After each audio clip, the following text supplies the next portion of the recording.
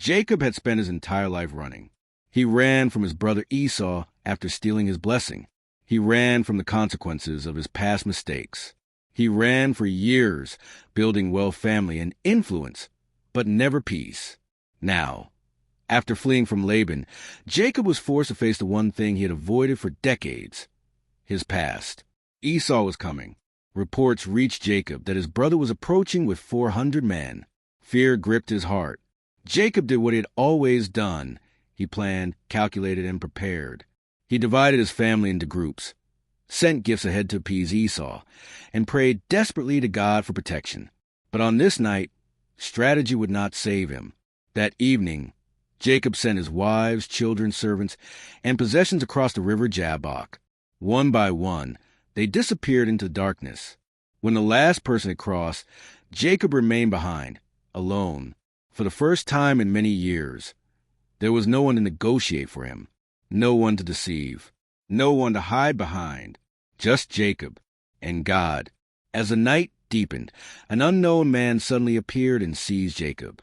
Without warning, a struggle began. No words were spoken, no explanation given, only resistance. They wrestled. Dust rose from the ground as their bodies strained against one another. Muscles burned. Breath grew heavy. Time passed, yet neither man gained the upper hand. This was no ordinary fight. The strength of the stranger was unnatural. Yet Jacob refused to let go. All night long, Jacob wrestled. The darkness bore witness to a man fighting not just another being, but his entire life story. Every lie, every manipulation, every stolen blessing, every fear. When dawn began to break, the stranger touched Jacob's hip. With a single motion, Jacob's hip was dislocated. Pain surged through his body, and he collapsed, yet still he clung tightly. The stranger said, "Let me go, for the day is breaking." But Jacob, broken and limping, replied with words that would define his destiny.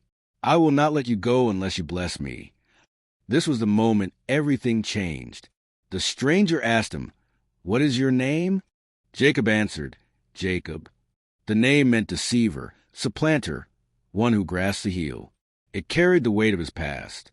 Then the stranger said, "Your name shall no longer be Jacob, but Israel, because you have struggled with God and with men, and you have prevailed." In that instant, Jacob understood. This was not merely a man. This was a divine encounter.